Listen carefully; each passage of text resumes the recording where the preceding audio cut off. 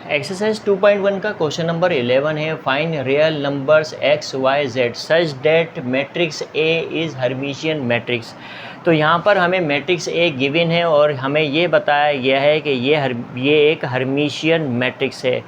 अब matrix A एक Hermitian matrix है तो हम एक्स वाई जेड की वैल्यू किस तरह से फाइंड करते हैं देखते हैं। देखो, अगर मैट्रिक्स ए एक हर्मिशियन मैट्रिक्स है, मैट्रिक्स ए एक हर्मिशियन मैट्रिक्स है तो इसके कॉन्जुगेट का ट्रांसपोज किसके इक्वल होना चाहिए? मैट्रिक्स ए के बराबर होना चाहिए।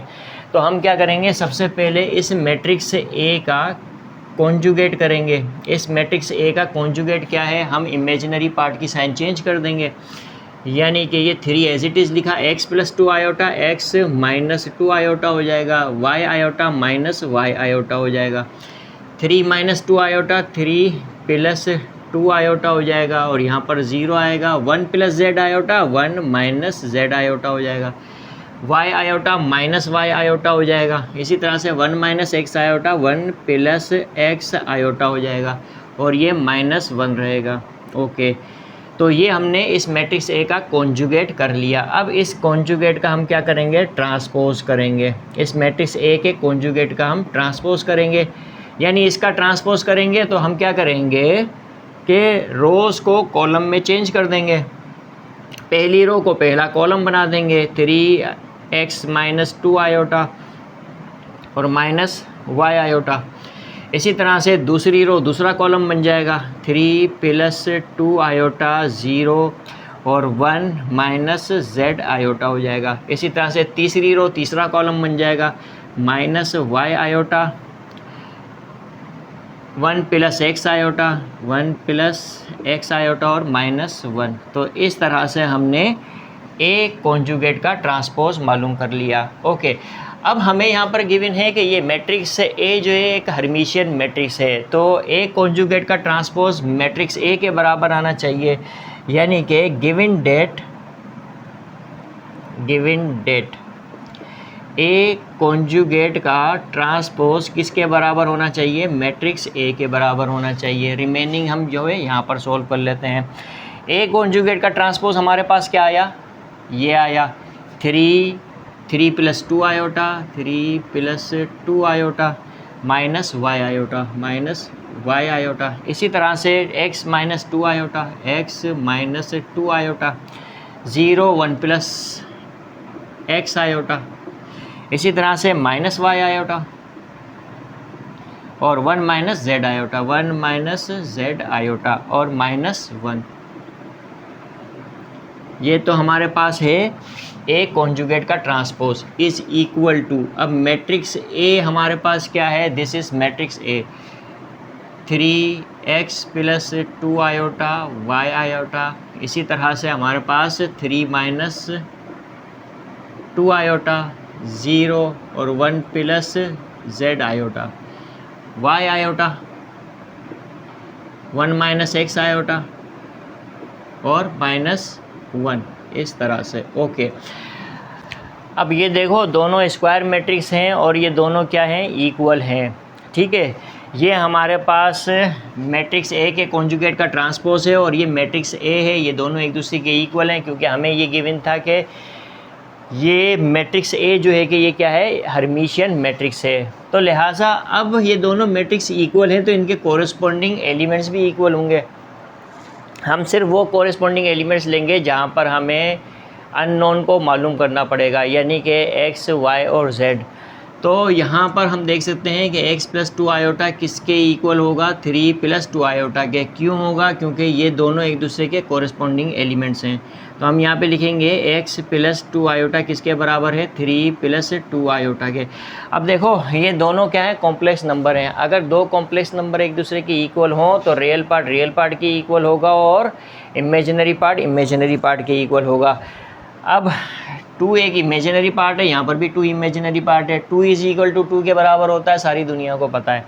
हमने तो x की वैल्यू निकालनी है कि रियल पार्ट क्या है, x है, यहाँ पर रियल पार्ट क्या है, 3, तो रियल पार्ट के इक्वल होगा, यानी x = 3। डायरेक्टली हम यहाँ पर इस तरह से हम लिख लेंगे। ठीक है, क्योंकि हम कॉम्प्लेक्स नंबर और दो कॉम्प्लेक्स नंबर कब इक्वल होते हैं ये सब पढ़ चुके हैं। अब यहाँ पर हम देख सकते हैं -y आयोटा किसके बराबर होगा, वाई आयोटा के। क्यों बराबर होगा, क्योंकि माइनस वाई आयोटा का कोरिस्पॉन्डिंग एलिमेंट क्या है, वाई आयोटा है। तो अब यहाँ पर लिखेंगे y iota is equal to minus y iota. अब इमेजिनरी पार्ट के इक्वल होता है, ठीक है, यानी कि y is equal to minus y के बराबर है। इस तरह से y plus y is equal to 0 के बराबर है। माइनस वाई इधर आएगा तो प्लस वाई हो जाएगा, तो ये 2y इज़ इक्वल टू 0 के बराबर होगा। यहाँ से y किसके बराबर होगा, 0 के बराबर होगा, क्योंकि जब 2y से मल्टीप्लाई हो रहा है, यहाँ जाके 0 को डिवाइड करेगा तो y की वैल्यू क्या आएगी, 0 आएगी। और x की वैल्यू हम पहले ही निकाल चुके हैं, क्या है, 3 है।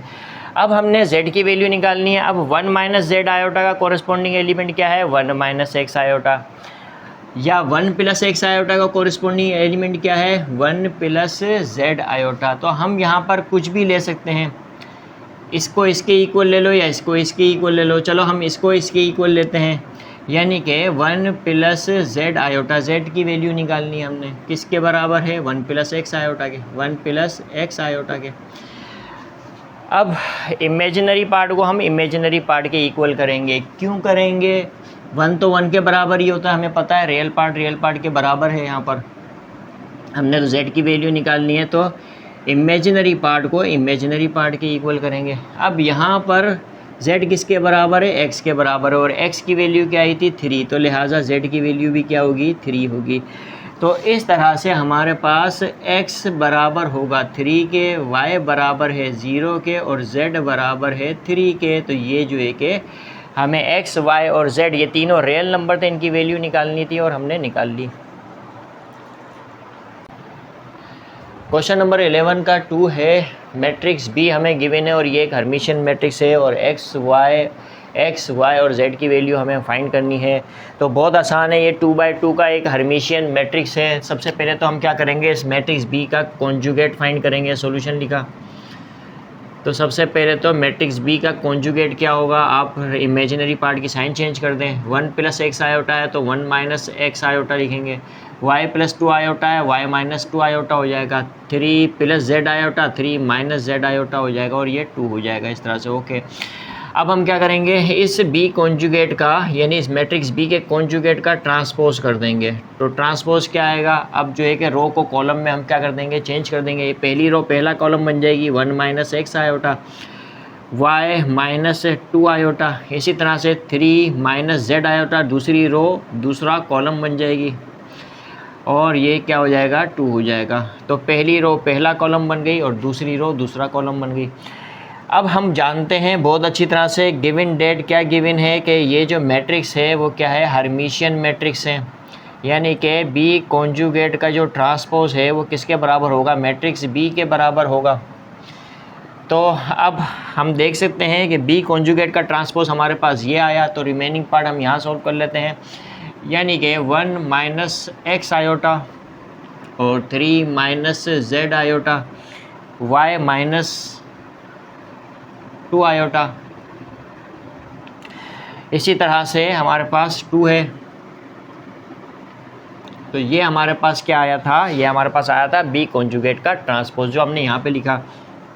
किसके इक्वल है, मैट्रिक्स B के, और मैट्रिक्स B क्या है हमारे पास, 1 plus x iota, 1 plus x iota, y plus 2 iota, y plus 2 iota. इसी तरह से 3 plus Z iota, 3 plus Z iota, और यहाँ पर क्या आएगा, 2 आएगा इस तरह से। ओके, अब जो है कि हम क्या करते हैं कि हमें पता है कि दोनों मैट्रिक्स एक दूसरे के इक्वल है, तो हम कोरेस्पोंडिंग एलिमेंट्स को इक्वल करेंगे। यानी कि हमें मालूम करना है यहाँ पर x, y और z की वैल्यू मालूम करनी है, ठीक है। तो हम किस तरह से मालूम करेंगे, अब देखो यहाँ पर हमारे पास 1 माइनस एक्स आयोटा किसके बराबर होना चाहिए, 1 प्लस एक्स आयोटा के। 1 माइनस एक्स आयोटा किसके बराबर होना चाहिए, 1 प्लस एक्स आयोटा के, यानी ये दोनों जो है कि कॉरेस्पॉन्डिंग एलिमेंट्स हैं। तो अब यहाँ पर हम देख सकते हैं कि रियल पार्ट के इक्वल होता है जब दो कॉम्प्लेक्स नंबर एक दूसरे के इक्वल होते हैं, या बहुत अच्छी तरह से कॉम्प्लेक्स नंबर, यानी इससे पिछली जो यूनिट था उसमें हम पढ़ चुके हैं। कॉम्प्लेक्स नंबर क्या पढ़ चुके हैं कि दो कॉम्प्लेक्स नंबर जब इक्वल होते हैं, यानी कि अगर हमें पता है कि a plus iota b is equal to C plus iota D के बराबर है, तो इसका रियल पार्ट के इक्वल होगा और इमेजिनरी पार्ट के इक्वल होगा, यानी ए बराबर होगा सी के और बी बराबर होगा डी के, ये हमें पता होना चाहिए। ओके, तो अब जो है कि हम यहाँ पर देख सकते हैं कि रियल पार्ट के इक्वल है, हमें पता है 1 1 के बराबर ही होता है। तो इमेजिनरी पार्ट क्या है, हमें तो x की वैल्यू निकालनी है, यानी -x किसके बराबर होगा, +x के। अब यहाँ पर मैं क्या करता हूँ कि ये -x इधर चले जाएगा तो +x हो जाएगा, यानी कि x + x is equal to, यहाँ क्या बचेगा, 0 बचेगा, यानी कि 2x इज इक्वल टू 0। तो x किसके बराबर होगा, 0 के बराबर होगा। इतना काम हमको डायरेक्टली आना चाहिए। या तो आप इसको इस तरह से कर लो कि x इज इक्वल टू 0/2, यानी x की वैल्यू क्या आएगी, 0 आएगी। ठीक है, तो यहाँ से x की वैल्यू तो हमें फाइंड हो गई। अब जो है कि हमने क्या करना है, y की वैल्यू मालूम कर लेते हैं या z की वैल्यू मालूम कर लेते हैं हम यहाँ पे। अब देखो y यहाँ पर क्या है हमारे पास, या तो जो है कि हम लिखते हैं y - 2 iota is equal to 3 plus, यहाँ पर क्या है 3 प्लस z आयोटा। तो यहाँ पर जो है कि हम देख सकते हैं कि रियल पार्ट के इक्वल होना चाहिए, यानी y किसके बराबर होना चाहिए, 3 के बराबर, क्योंकि दो कॉम्प्लेक्स नंबर इक्वल होते हैं एक दूसरे के, तो रियल पार्ट के इक्वल होता है, यानी y किसके बराबर होगा, 3 के। और 2 आयोटा यानी इमेजिनरी पार्ट किसके बराबर होगा, इमेजिनरी पार्ट के, यानी z बराबर होगा -2 के। तो इस तरह से हमने x, y और z की वैल्यू फाइंड कर ली। x की वैल्यू हमारे पास क्या है, 0 है, y की वैल्यू क्या है, 3 है, और z की वैल्यू हमारे पास आई -2। तो this will be our answer. अब हमें ये हर्मिशियन मैट्रिक्स C दिया गया है और ये कहा गया है कि ये एक हर्मिशियन मैट्रिक्स है, तो हमें x, y और z की वैल्यू फाइंड करनी है। तो देखो यहाँ पर मैंने सॉल्यूशन लिखा। अब ये एक हर्मिशियन मैट्रिक्स है, तो इसका जो कॉन्जुगेट होगा वो क्या होगा, क्योंकि हमें पता है कि किसी भी मैट्रिक्स के कॉन्जुगेट का ट्रांसपोज उसी मैट्रिक्स के इक्वल होता है। तो लिहाजा C कॉन्जुगेट क्या होगा, हमें इमेजिनरी पार्ट की साइन चेंज करनी है। 7x y प्लस आयोटा है तो y माइनस आयोटा हो जाएगा। इस तरह से 5 आयोटा है तो -5 आयोटा हो जाएगा और -1। इसी तरह से 7 - 2 आयोटा है तो 7 + 2 आयोटा हो जाएगा। इसी तरह से 3 - आयोटा 3 + आयोटा हो जाएगा और ये 7 - 3 आयोटा 7 + 3 आयोटा हो जाएगा और ये -4 होगा। याद रखना सिर्फ इमेजिनरी पार्ट की साइन आपने चेंज करनी है, क्योंकि हमें पता है कॉन्जुगेट किस तरह से किया जाता है। अब इस C कॉन्जुगेट का हम क्या करेंगे, ट्रांसपोज करेंगे। अब इसका ट्रांसपोज किस तरह से किया जाएगा, रोज़ को कॉलम में चेंज कर दूंगा। पहली रो को मैं पहला कॉलम बना दूंगा y - आयोटा, अब दूसरी रो को दूसरा कॉलम बना दूंगा -5 आयोटा -1 और 7 + 2 आयोटा। इसी तरह से हम देख सकते हैं तीसरी रो को तीसरा कॉलम बना दूंगा, यानी 3 + आयोटा 7 + 3 आयोटा। इसी तरह से -4। तो ये मैंने C कॉन्जुगेट का ट्रांसपोज कर दिया। अब हमें क्या गिवन है, हमें ये गिवन है कि ये जो मैट्रिक्स C है ये एक हर्मिशियन मैट्रिक्स है। अब ये अगर हर्मिशियन मैट्रिक्स है तो इसके कॉन्जुगेट का जो ट्रांसपोज होगा वो इसी के बराबर होगा, यानी कि गिवन डेट क्या गिवन है, C कॉन्जुगेट का ट्रांसपोज किसके बराबर है, मैट्रिक्स C के बराबर होना चाहिए। ठीक है, अगर C जो है कि वो क्या है, हर्मिशियन मैट्रिक्स है और हमें गिवन है कि ये हर्मिशियन मैट्रिक्स है। अब C कॉन्जुगेट का ट्रांसपोज हमारे पास क्या आया, ये आया, यानी कि 7 - 5 आयोटा और +3 + आयोटा। इसी तरह से x - 1 7 + 3 आयोटा 7 + 3 आयोटा। ओके, इसी तरह से y - आयोटा और 7 + 2 आयोटा 7 + 2 आयोटा। इसी तरह से -4। और ये जो है कि किसके इक्वल है, मैट्रिक्स C के इक्वल है। किसके इक्वल है, 7x y प्लस आयोटा और 5 आयोटा -1 7 - 2 आयोटा। इसी तरह से 3 - आयोटा 7 - 3 आयोटा 7 - 3 आयोटा और -4। तो यहाँ पर ये दोनों मैट्रिक्स क्या है, एक दूसरे के इक्वल है। अब देखो दो मैट्रिक्स इक्वल होते हैं तो उनके कोरेस्पॉन्डिंग एलिमेंट्स भी क्या होते हैं, वो इक्वल होते हैं। अब यहाँ पर हमें क्या कहा गया है, यहाँ पर मैं आपको एक बात बता देता हूँ कि यहाँ पर हमें ये जो मैट्रिक्स, ये एक हर्मिशियन मैट्रिक्स कहा गया है कि ये एक हर्मिशियन मैट्रिक्स है। अब हर्मिशियन मैट्रिक्स के कॉन्जुगेट का ट्रांसपोज उसी मैट्रिक्स के इक्वल होता है। देखो हमने इक्वल कर दिया, जैसा बुक में कहा गया था हमें, जैसा हमें क्वेश्चन में दिया गया है कि ये एक हर्मिशियन मैट्रिक्स है, तो हमने ऐसे ही किया।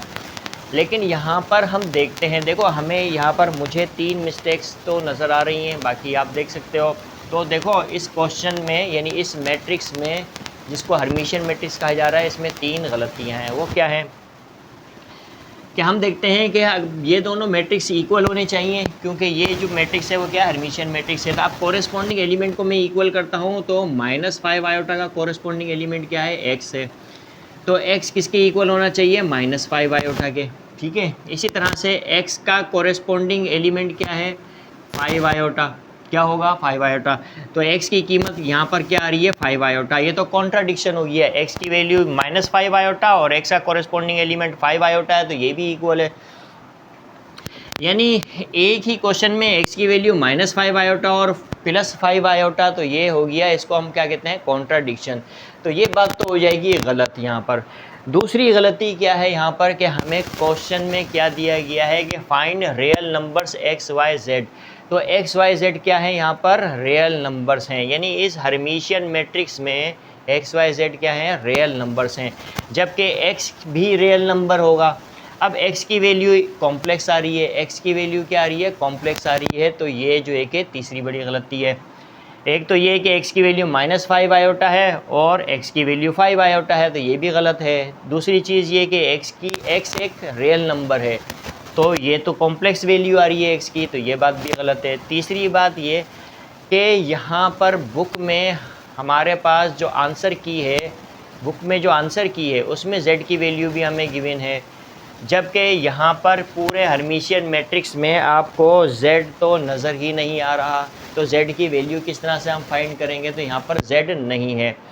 तो लिहाजा जो है कि ये जो मैट्रिक्स है इसमें मिसप्रिंटिंग है या इसमें मिस्टेक है, जो भी है, तो इसको हम हर्मिशियन मैट्रिक्स नहीं बोल सकते कि this matrix C is not Hermitian matrix, ठीक है। तो ये हर्मिशियन मैट्रिक्स नहीं है, ठीक है। अगर y की वैल्यू निकालनी चाहें तो y प्लस आयोटा का जो है कि कॉरेस्पॉन्डिंग एलिमेंट क्या है, 3 प्लस आयोटा है। तो y की वैल्यू तो यहाँ से जो है कि 3 निकल जाएगी, क्योंकि हमें पता है कि दो कॉम्प्लेक्स नंबर अगर एक दूसरे के इक्वल होते हैं तो रियल पार्ट के इक्वल होता है, इमेजिनरी पार्ट के इक्वल होता है। तो हमें तो y की वैल्यू निकालनी है, लिहाजा रियल पार्ट के इक्वल कर देंगे, तो y की वैल्यू क्या आएगी, 3 आएगी। लेकिन x की वैल्यू यहाँ पर रियल आनी चाहिए, जबकि क्या ये इमेजिनरी आई है, ओके। और z की वैल्यू बुक के आंसर की में गिवन है, जबकि यहाँ पर z गिवन आपको नहीं है। तो लिहाजा जो है कि अब देखो यहाँ पर इस क्वेश्चन को अगर हम सोल्व करना चाहें, यानी इस मैट्रिक्स को हर्मिशियन मैट्रिक्स हम बनाना चाहें, तो हम बना सकते हैं। किस तरह से बना सकते हैं, अगर हो सकता है कि बुक में ये मिस्टेक हो गई हो कि ये 5 आयोटा की बजाय जो है यहाँ पर -5 होना चाहिए, क्या होना चाहिए, -5, और ये 2 आयोटा की जगह यहाँ पर जो है मैं क्या लिख देता हूँ, z आयोटा लिख देता हूँ। क्या लिखता हूँ, z आयोटा। तो अब जो है कि हम इस मैट्रिक्स को हर्मिशियन मैट्रिक्स बोल सकते हैं।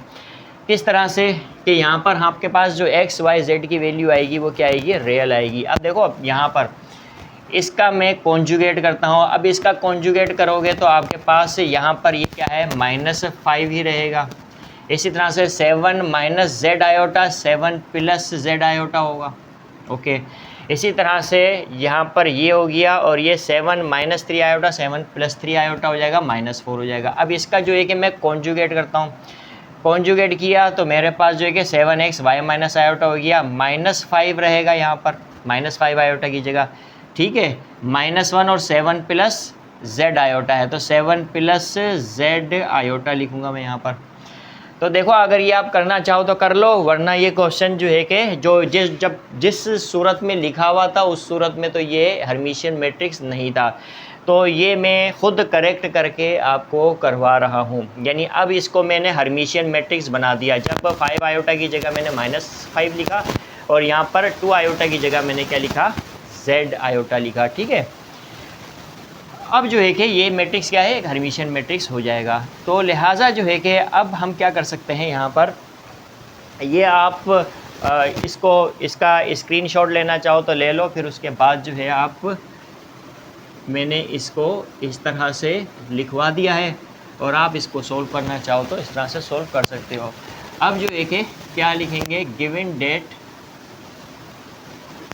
सी कॉन्जुगेट का जो ट्रांसपोज है वो मैट्रिक्स सी के बराबर है। ठीक है, तो अब यहाँ पर हमारे पास सी कॉन्जुगेट क्या है, सी कॉन्जुगेट का ट्रांसपोज है 7 -5 3 प्लस आयोटा। इसी तरह से x -1 7 प्लस 3 आयोटा। इसी तरह से y माइनस आयोटा और 7 plus z iota, 7 plus z iota और -4। ये सी कॉन्जुगेट का ट्रांसपोज लिखा है। इक्वल टू की साइन, और मैट्रिक्स सी किसके बराबर है, मैट्रिक्स सी है हमारे पास 7x y प्लस आयोटा। इसी तरह से -5 -1 7 minus z iota, 3 minus iota, 7 minus 3 iota, 7 minus 3 iota, -4। अब जो है कि ये दोनों मैट्रिक्स इक्वल हैं। अब हम कॉरेस्पॉन्डिंग एलिमेंट्स को इक्वल करके x, y और z की वैल्यू निकालेंगे। अब हम यहाँ पे देख सकते हैं कि -5 का कॉरेस्पॉन्डिंग एलिमेंट क्या है, x है। तो x किसके बराबर है, -5 के। तो x की वैल्यू डायरेक्ट क्या आई, -5 आई। ना सिर्फ -5 आई और बल्कि -5 क्या है, रियल है। -5 क्या है, रियल है, रियल नंबर है। तो x की वैल्यू क्या है, -5 है। यहाँ से भी देख सकते हैं कि x की वैल्यू क्या है, -5। अगर इन दोनों कोरेस्पॉन्डिंग एलिमेंट को इक्वल कर दूँ तो तब भी x की वैल्यू क्या आएगी, -5 आएगी। ओके, इसी तरह से अब हमने y की वैल्यू निकालनी है। तो y प्लस आयोटा और 3 प्लस आयोटा, ये दोनों क्या है, कोरेस्पॉन्डिंग एलिमेंट हैं।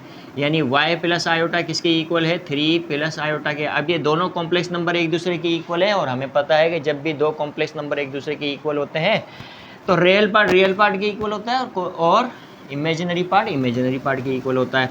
अब यहाँ पर रियल पार्ट y है और रियल पार्ट 3 है, क्योंकि हमें y की वैल्यू निकालनी है तो y इज़ इक्वल टू हम 3 लिखेंगे। तो यहाँ से y की वैल्यू निकल गई। अब y की वैल्यू हम यहाँ से भी निकाल सकते हैं, y minus iota, 3 minus iota, तो y किसके बराबर होगा, 3 के।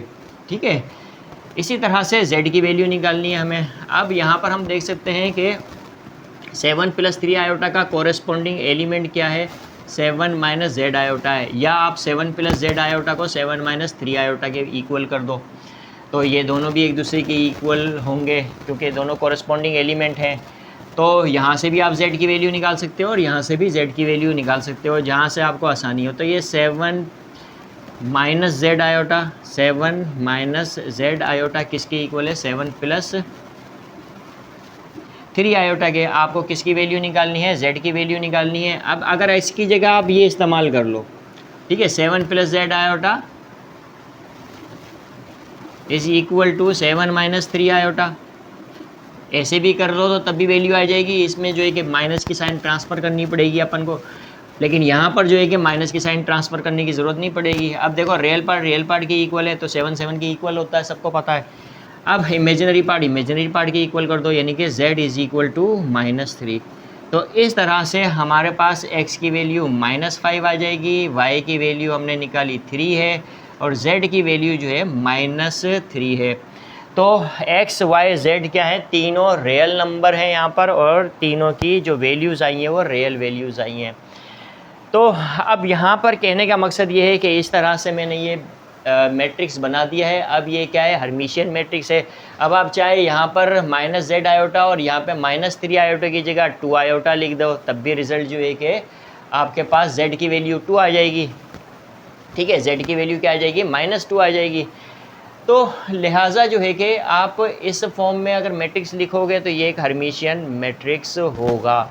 जो बुक में दिया गया था उसमें मिस्टेक थी और according to the demand of question की डिमांड के मुताबिक जो है कि वो मैट्रिक्स जो बुक में दिया गया था, जो हमने पहले किया था, वो जो है हर्मिशियन मैट्रिक्स की जो कंडीशन होती है उसको फुलफ़िल नहीं कर रहा था। लिहाजा जो है कि हम इस तरह से बनाकर भी जो है एक्स वाई जेड तीनों रियल नंबर्स की वैल्यूज़ फाइंड कर सकते हैं। Hope you understand the questions. Exercise 2.1 का क्वेश्चन नंबर 12 है, ये लास्ट क्वेश्चन है। Find the values of F G H of the square Matrix so that it becomes number 1 symmetric matrix, number 2 upper triangular matrix. तो F G और H की values क्या होनी चाहिए कि ये जो मैट्रिक्स हमें गिवन है यहाँ पर एफ जी और एच की वैल्यूज़ क्या होनी चाहिए कि ये मैट्रिक्स साइमेट्रिक मैट्रिक्स भी बन जाए और यही मैट्रिक्स अपर ट्राइंगुलर मैट्रिक्स भी बन जाए। तो साइमेट्रिक मैट्रिक्स की कंडीशन हमें पता है क्या होती है, तो कि देखो हमारे पास ए आई जे, ये हमें बहुत अच्छी तरह से पता होना चाहिए कि ए आई जे किसके इक्वल होना चाहिए, ए जे आई के। यहाँ पर आई जे के इक्वल नहीं होना चाहिए। अब ए I J is equal to ए जे आई के बराबर होना चाहिए, जबकि आई जे के इक्वल नहीं होना चाहिए। तो इस बात का मतलब क्या है? इस बात का मतलब ये है कि मैं हर उस एलिमेंट की बात कर रहा हूँ जो डायगोनल एलिमेंट नहीं है, यानी इन तीनों एलिमेंट्स के अलावा जितने भी एलिमेंट्स हैं मैं उनकी बात कर रहा हूँ यहाँ पर, ठीक है, याद रखना, यानी इन 6 एलिमेंट्स की बात कर रहा हूँ। अब देखो इस 2 की पोजीशन क्या है, ये पहली रो दूसरे कॉलम में है, तो g-3 ये कहाँ पर मौजूद है, ये दूसरी रो पहले कॉलम में। 1 कहाँ मौजूद है, ये 1 पहली रो तीसरे कॉलम में मौजूद है, तो यहाँ पर भी 1 होना चाहिए, ठीक है, तीसरी रो पहले कॉलम में। इसी तरह से 4 दूसरी रो तीसरे कॉलम में है, तो यही 4 यहाँ पर होना चाहिए तीसरी रो और दूसरे कॉलम में। तो इसका मतलब ये है कि ए I J is equal to ए जे आई के, यानी आई जे के बराबर नहीं होना चाहिए। तो इस कंडीशन का मतलब ये है कि मैं बात कर रहा हूँ नॉन डायगोनल एलिमेंट्स की, ऐसे एलिमेंट्स की जिनको मैंने क्या किया है, सर्कल किया है। तो ये एक दूसरे के क्या होने चाहिए, इक्वल होने चाहिए। देखो ये 2 यहाँ पर भी 2 होना चाहिए, तो 2 के इक्वल होना चाहिए। यहाँ पर 1 है तो यहाँ पर भी 1 होना चाहिए, तो 1 के इक्वल होता है, हमें पता है। यहाँ 4 है तो यहाँ पर भी 4 होना चाहिए, तो 4 के इक्वल होता है। तो इसका मतलब ये है कि ये जो 2 है ये g-3 के बराबर होगा, यानी g-3 किसके बराबर होगा, 2 के बराबर होगा। यानी g जो है यहाँ से किसके बराबर होगा, 2 + 3, और g की वैल्यू यहाँ पर क्या आएगी, 5 आएगी, इस तरह से। ओके, अब 1 किसके बराबर होना चाहिए, f + 1 के। तो f + 1 किसके बराबर होना चाहिए, 1 के बराबर होना चाहिए, यानी f किसके बराबर होना चाहिए, 1 - 1, यानी f किसके बराबर होना चाहिए, 0 के बराबर होना चाहिए। इसी तरह से यहाँ पर 4 है तो यहाँ पर भी 4 होना चाहिए, तो 4 के इक्वल होता है, यानी 2 - h किसके इक्वल होगा, 2 - h किसके इक्वल होगा, 4 के इक्वल होगा। तो यानी -h को मैं यहाँ ले जाऊँ तो ये +h हो जाएगा, और ये 2 - 4 हो जाएगा। 4 को यहाँ ले आता हूँ मैं तो ये -4 हो जाएगा। तो इस तरह से h जो है किसके इक्वल होगा, -2 के। तो इस तरह से हमने g, f और h की वैल्यूज़ फाइंड कर ली, ठीक है। तो ये साइमेट्रिक मैट्रिक्स के लिए है, ये जहन में रखना।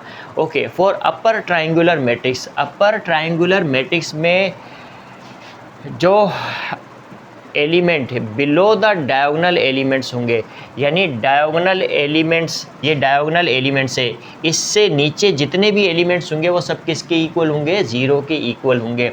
यानी कि for upper triangular matrix A I J जो है वो किसकी इक्वल होना चाहिए, 0 के इक्वल होना चाहिए।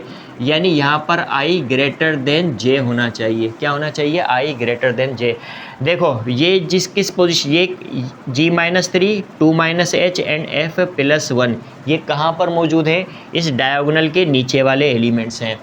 अब देखो यहाँ पर जो हमारे पास रो है वो ग्रेटर देन है किससे, कॉलम से बड़ी है, यानी आई जे से बड़ा है। यानी ये जो है g-3 इसकी पोजीशन क्या है, ये दूसरी रो पहले कॉलम में है, यानी आई जे से बड़ा है। ये तीसरी रो पहले कॉलम में है, यानी आई जे से बड़ा है। और 2 - h इसकी पोजीशन क्या है, ये तीसरी रो दूसरे कॉलम में है, यानी यहाँ पर भी आई जे से बड़ा है। तो बिलो द डायगोनल एलिमेंट्स जितने भी एलिमेंट्स मिलेंगे आपको उसमें आई जे से बड़ा होगा और ऐसे तमाम एलिमेंट जिसमें आई जे से बड़ा होगा, ठीक है, उनको मैं क्या कह रहा हूँ, ए आई जे, और वो किसके इक्वल होंगे, 0 के इक्वल होंगे। यानी g-3 क्या होगा, किसके इक्वल होगा, 0 के इक्वल होगा। इसी तरह से f+1 ये किसके इक्वल होगा, f+1 ये भी किसके इक्वल होगा, 0 के इक्वल होगा। 2 h ये भी किसके इक्वल होगा, 2 h ये भी 0 के इक्वल होगा। अब यहाँ से हम g की वैल्यू निकाल सकते हैं। g किसके बराबर होगा, 3 के। यहाँ f किसके बराबर होगा, -1 के। यहाँ पर h किसके बराबर होगा, 2 के बराबर होगा। तो इस तरह से यहाँ से हमने f, g, h की वैल्यूज़, अगर ये वैल्यूज़ f की, g की और h की रखेंगे इस मैट्रिक्स में, तो हमारे पास ये मैट्रिक्स क्या बन जाएगा, अपर ट्राइंगुलर मैट्रिक्स बन जाएगा। और f, g और h की ये वाली वैल्यूज़ हम रखेंगे इस मैट्रिक्स में, तो ये मैट्रिक्स क्या बन जाएगा, साइमेट्रिक मैट्रिक्स। तो उम्मीद है कि यहाँ पर आपको ये बात समझ में आई होगी।